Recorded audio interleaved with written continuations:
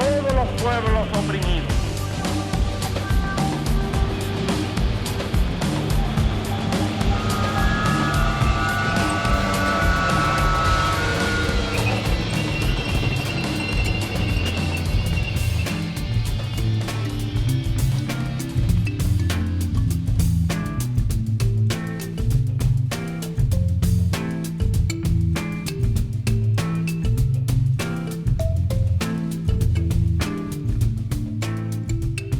En su desbandada post-Malvinas, la dictadura privatizó en manos de cómplices y amigos todas las radios comerciales. Solo quedaron en poder del Estado Excelsior y Belgrano. No por casualidad, fueron las dos que con mayor énfasis acompañaron el advenimiento democrático y sus programas reflejaron el renovado interés por la política. Cuando llega la democracia, fue una explosión de primavera. Entonces, inmediatamente los gobiernos militares, que siempre quisieron controlar los contenidos para controlar el discurso, al día siguiente que se fueron, los directores de aquellas radios del Estado, que estaban en manos del Estado, comenzaron a pensar en lo que después se llamó la primavera alfonsinista. Ahí estaba Daniel Divinsky en Radio Belgrano, que hizo un trabajo estupendo. Estaba el chino Martínez Zamborain en Radio Nacional. El negro Merellano estaba en Canal 7 con un grupo de gente muy importante que lo venía acompañando, como María Herminia Avellaneda, María Elena Walsh. Entonces prácticamente no hubo transición. Inmediatamente se abrieron las puertas a todo aquello que estaba esperando después de 7 años de dictadura. Había programas políticos en ese momento muy importantes. Yo, digamos, a partir del 81, 82 ya era productora, por ejemplo, de los programas de Despertando con Bernardo Neustadt, que tenía un liderazgo, pero también tenían liderazgos, programas importantes en Radio Continental, en Radio Mitre. Había programas importantes. LR6, Radio Mitre, en el número 80. Magdalena Ruiz Ñazú era una figura muy importante. Llamas de Madariaga era otra figura muy importante. Había un programa que se llamaba La Gallina Verde, donde estaba Osvaldo Granados y mucha gente muy, muy talentosa que tenía mucho éxito. Fíjate, periodistas hoy, no sé, que tienen 55 o 60 años, que hoy siguen estando en los medios, ya en esa época eran figuras muy importantes de la radio, ¿no? El medio que mejor reflejó esa pluralidad de ideas y opiniones fue Radio Belgrano, dirigida por el editor Daniel Divinsky. De esa experiencia de libertad sin antecedentes surgieron algunos de los nombres que marcarían una nueva etapa en la radio de la Argentina.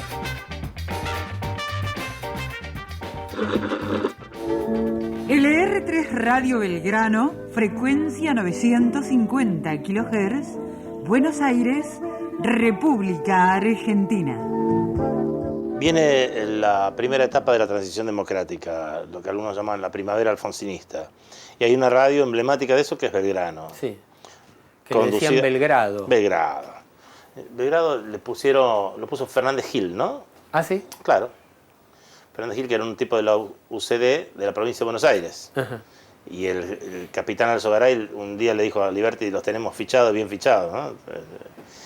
Ah, cierto. Se la conducía tu amigo Divinsky en una primerísima etapa. Sí. Y después la condujo tu amiga Chiquita Constella. Exactamente. ¿Qué tenés de esa etapa de la radio? Tengo buenísimos recuerdos porque hasta el 88 por lo menos trabajé en Radio Belgrano. Primero con un programa, me había llamado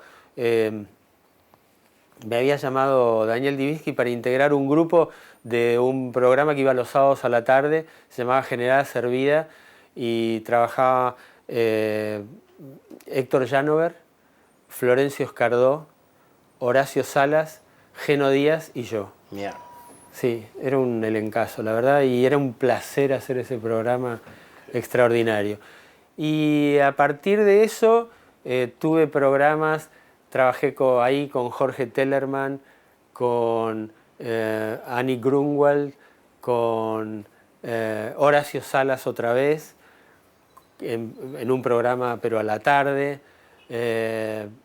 Y también fui asesor de Chiquita ¿De la Constela. Chiquita? Sí.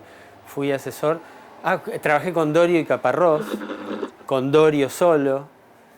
Dorio y Caparrós hacían un programa Sueños de una noche interesantísimo. de Belgrano. Sí. Sueños de una noche de Belgrano. Sí. Que me parece que marcó toda una época y que también nos abrió la cabeza, ¿no? a muchos de los que queríamos hacer una radio diferente.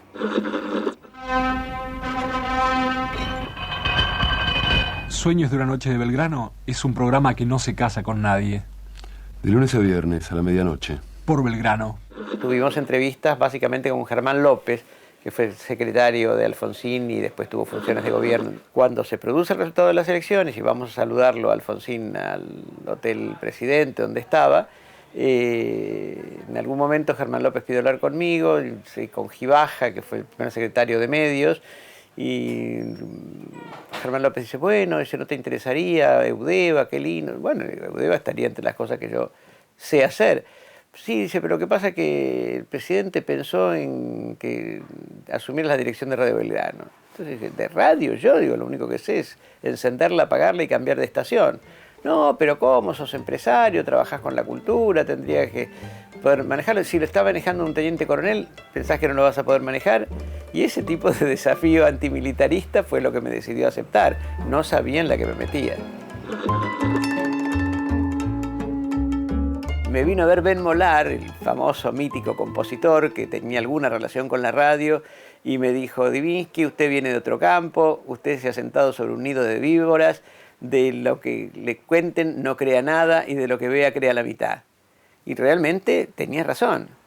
La cosa más significativa de cómo había funcionado el medio hasta ese momento, y supongo que todos los medios, la daba el jefe del informativo. Vino a verme el jefe del informativo, que era un señor mayor, que hacía muchos años que estaba en la radio, y me dijo, bueno, mucho gusto, doctor, yo estoy a cargo del informativo, ¿qué informativo quiere que le haga? ¿Cómo? Digo yo, uno que informe, parecía una cosa tan obvia. Dice, no, porque unos quieren una cosa, otros quieren otra cosa, yo puedo hacer lo que usted me indique. Bueno, yo preferiría que usted no necesitara que yo le indique qué hacer. Uno de los programas emblemáticos de Radio Belgrano fue Sin Anestesia, conducido por Eduardo Aliberti, con un equipo que integraban, entre otros, Marcelo Slotoviasta, Celia Pagán y Liliana Daunes. Nada más. De 7 a 9. Sin anestesia. Empecé a tomar café, a charlar con Eduardo Aliberti, pensando en cómo haríamos un programa para la democracia. Y empezamos a hacer ese programa, a pensarlo juntos, a pensar desde qué querríamos hacer, a quiénes querríamos invitar, cómo querríamos hablar. Y de hecho ahí, por ejemplo, empezamos a charlar que no queríamos que en el programa se centrara en las llamadas telefónicas. Sin Anestesia fue un programa que impactó mucho porque no era que se estiraban las notas hablando con una persona sobre lo mismo que decía en el diario, sino que cada mañana, en realidad cada tarde, se pensaba el programa del día siguiente. Y así creamos, Eduardo y yo, sentaditos en el tortón y Sin Anestesia. Liliana Daunes, Jorge Lanata, Marcelo Slotoviasta. Conducción, Eduardo Aliberti. Sin Anestesia. Fuimos el primer programa que tuvo la Asociación de Oyentes, los oyentes de Sin Anestesia. En el equipo, era Eduardo Aliberti en la conducción, Julia Boulan en la locución, Liliana Daunes en la musicalización y toda la parte de música, una mujer a la cual yo amo profundamente. Después estaban como cronistas Roxana Russo y María Elvira Eses, y Jorge Lanata formaba parte del porque después Sin Anestesia tuvo algunos cambios, pero ese era el primer equipo. Sin Anestesia. La evidencia de que las cosas están cambiando. Belgrano, más que un proyecto, fue una suma de voluntades que se abroquelaron con gente que estuvo muy dispuesta a bancarse eso en momentos en donde la democracia era perceptiblemente inestable. Así que ahí quiero recordar nombres como los de Daniel Divinsky, Rubén Zanoni, Ricardo Horvath, Jorge Palacio, que fue el cuarteto que se bancó a Vázquez, a Liberti, a Ariel Delgado, Sueño de una noche de Belgrano, una radio donde confluía. Esa radio fue la primavera democrática en sí misma. El hecho de que no hubiera sido un proyecto tuvo mucho que ver porque cuando el radicalismo empieza a defeccionar, se junta con la bomba que nos ponen el 26 de marzo del 85. ¿Te acordás la fecha, Me acuerdo de la fecha porque fue una semana después de que volví de cubrir en Estados Unidos el viaje de Alfonsín por el Plan Houston. Que de paso lo cito por eso, ¿no? Aliberti cubriendo el viaje de Alfonsín. Una cosa muy extraña. Y las cooperativas de oyentes, y bueno, era la primavera democrática en sí misma.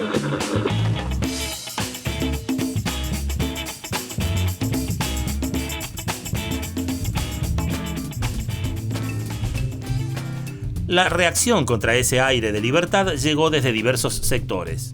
La derecha empezó a llamarla Radio Belgrado, por la capital de Yugoslavia, en aquel momento un país del bloque comunista.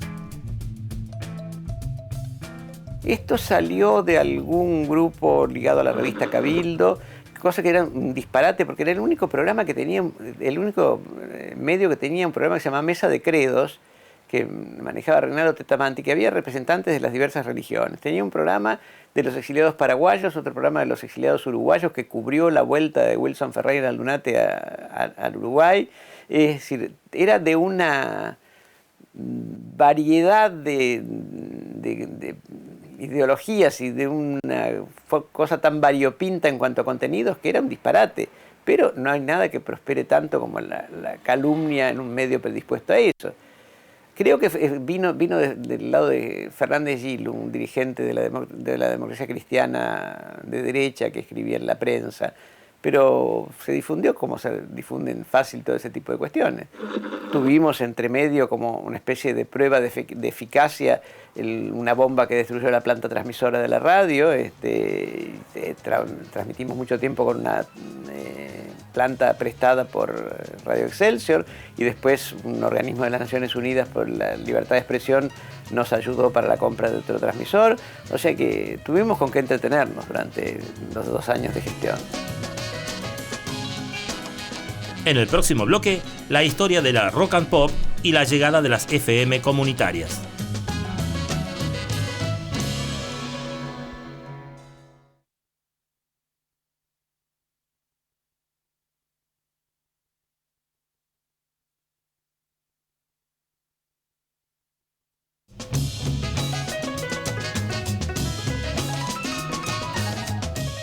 En los años 80, las FM comenzaron a competir con fuerza contra sus hermanas mayores. Cada emisora de amplitud modulada instaló su propia FM y con un sonido de mayor calidad y un nuevo lenguaje, la radio recuperó al público joven. Habría que marcar en la irrupción de la frecuencia modulada 2 momentos. Un primer momento que es básicamente musical, que le va a dar a la radio una textura, una sonoridad mucho más limpia que la textura y la sonoridad que hasta entonces tenía la amplitud modulada. La radio en frecuencia modulada y transmitiendo discos va a ser un atractivo para la juventud de comienzos de la década del 80. Si bien transmisiones experimentales de frecuencia modulada vienen desde mediados de la década anterior, la década de 1970. La información, o la ficción, mejor dicho, primero se la chupa la televisión en los 60, entre los 50 y los 60. En los 70 se hace por ahí la radio más musical, aún en las AM. Y yo creo que en los 80, bueno, sin duda para mí creo que la música es un factor y la comunicación es otro. Se empieza a comunicar de otra manera, se empieza a llegar a la gente de otra manera, hasta que se le pierde un poco el respeto a eso que conocemos como el buen decir o el mejor hablar, ¿no? Hasta ese momento las FM, como figura todavía en la ley que está, era un servicio complementario, una cosa que nadie sabía bien para qué servía. Venía con la M, al dueño le venía una FM que no sabía ni cómo usarla. Entonces lo que cambió a partir de... Porque hubo otras transmisiones de FM anteriores, pero a partir de Rock and Pop fue lo que llamó un boom. Está con vos desde que sos chico.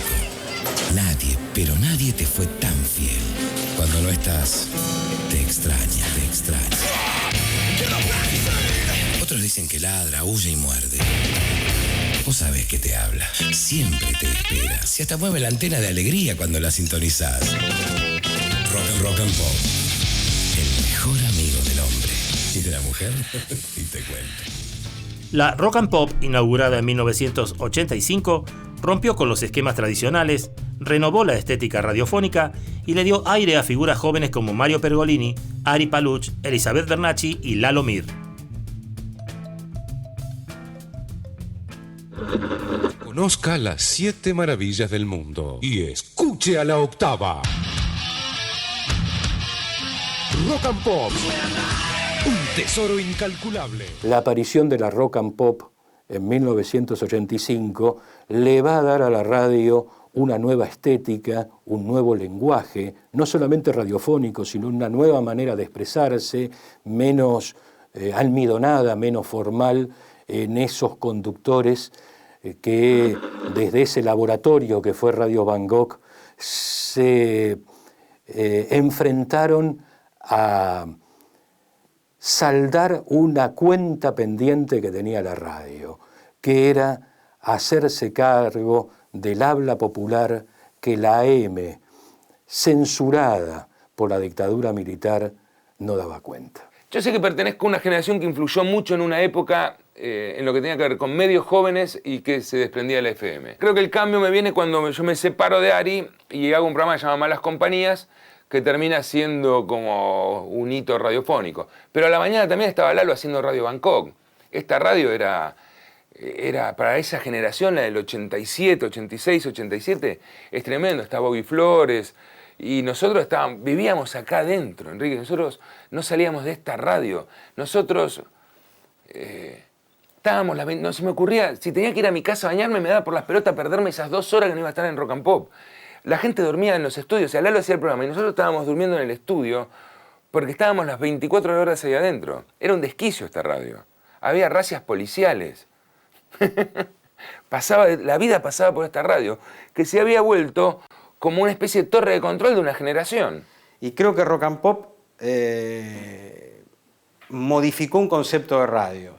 El solo hecho de que los jingles de Rock and Pop sean temas reconocidos del rock del momento, donde hasta Spinetta hizo Camafeo en una versión Rock and Pop, donde incluía la marca Rock and Pop, ni que hablar Calamaro, que fue el autor del jingle original de la radio.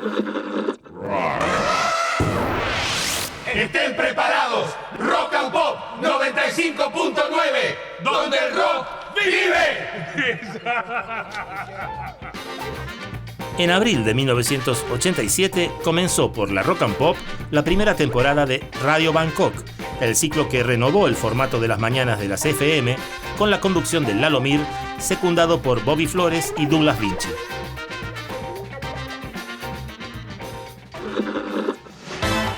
La Rock and Pop FM de Buenos Aires presenta jueves 23 a las 10, aquí, Radio Bangkok. La gente dice, esto es FM, mirá qué distinto de lo que había antes, que es Radio Bangkok. ¿Desde cuándo es o quién inventó eso? ¿Vos? Sí, de alguna manera, no estaba solo. Lo hicimos con Quique y con Bobby. Quique Prosen, después gerente de Rock and Pop o director, y Bobby Flores. Después apareció Douglas Vinci, hubo muchos colaboradores más, Guillermo García, el Chino Chinén, los operadores, el Negro Minué. Es decir, éramos una bandita que actuábamos como bandita. Es decir, yo medio que tenía ideas, pero después me agarraban y me tironeaban para acá, para allá, y era como otro juego también. Esencialmente, si tengo que tomar un modelo, era M, y era M de La Gallina Verde, de Rulos y Moños. Los programas de la mañana, con una mesa, con muchas voces y mucha jarana. Lo que cambiaba de pronto era cómo codificábamos lo que decíamos, pero en lugar de ser prolijos, como eran en los 60 con estos programas, que una voz primero, otra voz después, el hombre, la mujer, todo equilibrado, nosotros sonábamos mucho más desprolijos y más desequilibrados. En el informe especial de Radio Bangkok, el jueves 23 a las 10 de la mañana. Notas, ranking, chismes, reportajes, comentarios, adelantos y toda la música del norte y del sur, de oriente y de occidente, de aquí y del más allá. Te espero el jueves a las 10 en la Rock and Pop. Éramos ordenadamente desordenados y eso creo que fue lo que más impactó. Y después la otra cosa creo que tenía que ver con que cambiamos al personaje. La radio estaba siempre el tipo, el locutor y la locutora correctos, acartonados, si se quiere, y nosotros empezamos a hablar, yo empecé a hablar no como hablaba como locutor de radio recibido del ISER, sino como hablo con mis amigos cuando estoy en un café o comiendo un choripán. Y después fue saliendo también, no teníamos un plan tan plan. Qué sé yo, nos fue llevando la vida y nos fue llevando la radio y nos fue llevando esa onda que se armó de que todo el mundo escuchaba la radio. Los taxistas, la gente joven, la gente grande. Hubo un momento muy especial de Radio Bangkok donde era sorprendente, la audiencia era masiva y era sorprendente. Sí, sí. Éramos la segunda audiencia después de la REA en AM.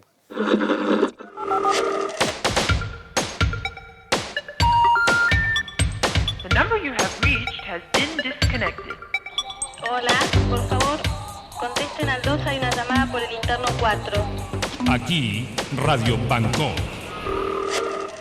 Visto desde afuera, pareciera que ustedes producen un fenómeno que es el de la integración entre los que hacen o hacían habitualmente micrófono, los productores, los técnicos, los musicalizadores, todos esos coparticipaban. Absolutamente. El día que le dijimos a, creo que era Giacomino, el ingeniero técnico, que pusiera que le hiciera una llave o no sé qué puente le tenía que hacer al tollback para que el operador salga al aire, el tipo dijo, ¿cómo el operador al aire? Sí.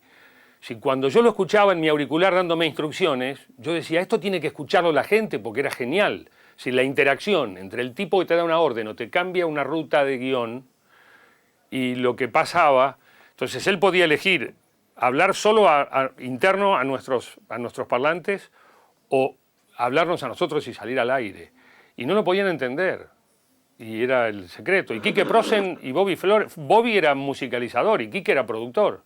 Y empezaron a salir al aire porque les empecé a hacer preguntas estando ellos parados a 1 metro del micrófono. Primero salían en un segundo plano, segundo, tercer plano.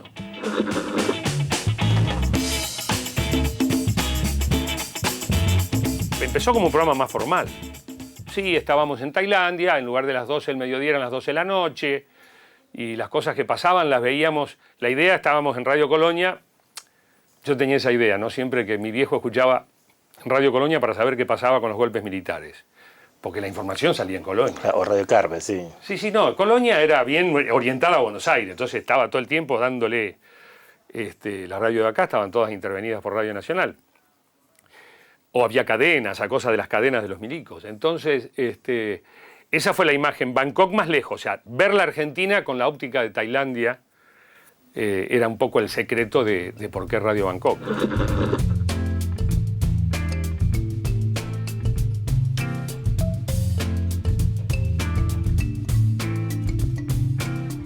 Mientras las FM comerciales ampliaban su audiencia, aparecían radios de baja potencia no previstas por la legislación. Eran las llamadas radios truchas. En poco tiempo, estas emisoras proliferaron y obligaron a otorgar permisos provisionales para regularizar su situación.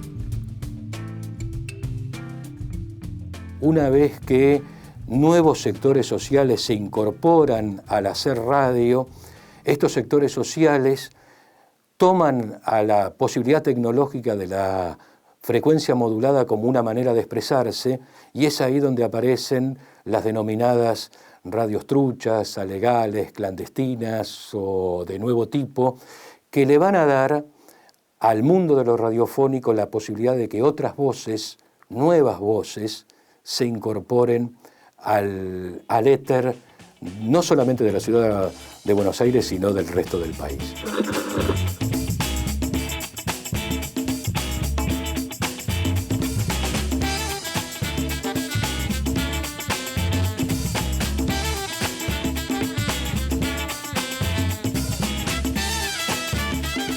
Bueno, La Tribu es una radio que nació el 19 de junio del 89, impulsada por estudiantes universitarios, aunque en realidad ya de bastante tiempo antes había un nivel de planificación y organización de un grupo de estudiantes en la carrera de comunicación de la UBA. Nosotros empezamos clandestinamente en un edificio acá a 4 cuadras, pensando que nos venían a cerrar en un mes. Considerábamos que desde el punto de vista legal no había derechos porque había una ley de la dictadura y que nada, que iba a venir la policía con la CNC a llevarse los equipos. Esa era nuestra perspectiva inicial, ¿no? Pensar que teníamos todos un promedio de 20 años.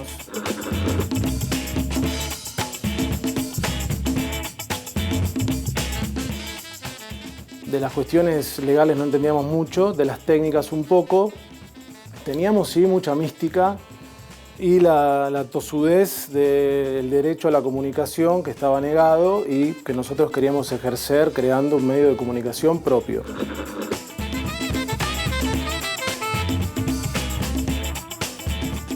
Hasta ahora duró 20 años. Sí, bueno, después por supuesto aparecieron muchas discusiones que nos obligaron a preocuparnos por lo legal, por lo técnico, por la producción. De entrada nosotros nos creíamos unos fenómenos haciendo radio y la radio era un desastre, ¿no? O sea, las buenas ideas duraron un mes, 2 meses. Después había que seguir haciendo radio porque una radio es todos los días, 24 horas. Bueno, para muchos de nosotros fue una opción no solamente política, sino profesional, en la que planteamos, además de hacer radio ideológicamente comprometida con ciertos valores, etcétera, tenemos que hacer una radio profesional, que dé gusto escucharla, que invite a la participación de la audiencia, no solamente a que se queden del otro lado. La Tribu, 88.7 MHz. ¡Qué joder! Está transmitiendo Palermo. En Palermo, estamos hablando de vos.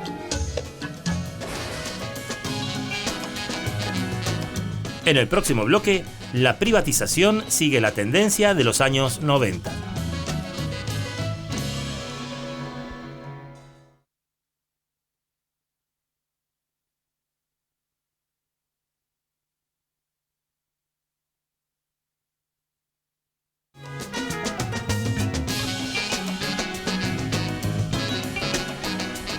En 1989, Menem derogó el artículo 45 de la Ley de Radiodifusión y el diario Clarín blanqueó que ya era propietario de Radio Mitre. A comienzos de la década del 90, todas las emisoras, salvo la oficial del Estado, ya eran privadas. La mañana y el regreso laboral de las tardes eran los principales segmentos de la competencia. La información y los temas políticos se transformaron en el eje de esos programas. Obviamente se fueron incorporando todos los grandes debates que se dieron a partir de la democracia, ¿no? Yo recuerdo un gran debate que hubo con la ley del divorcio, por ejemplo, los grandes debates sobre el tema del BIGL, que tienen que ver con la democracia. Argentina, consulta popular. Uruguay, vuelta a la democracia. Radio Belgrano junto al sentir de los pueblos. La gerencia periodística presenta una emisión especial de las 7 del domingo 25 a la madrugada del lunes 26, hasta que se conozca en todos sus detalles la voluntad popular. Los debates que hubo con las leyes de obediencia, de punto final y obediencia debida, las relaciones internacionales con Chile, que en ese momento, veníamos de la dictadura que nos lleva casi al borde de la guerra con Chile, y todo el proceso que hizo Alfonsín de firmar tratados. Esos son algunos de los debates más importantes que se dieron en los programas, y contábamos con todos los personajes de un lado y del otro sin ningún tipo de problema. El humor tuvo también su espacio con los ciclos de Jorge Ginsburg, En Ayunas, junto con Carlos Abrevaya, y El Ventilador, con Adolfo Castelo y Carlos Ulanovsky.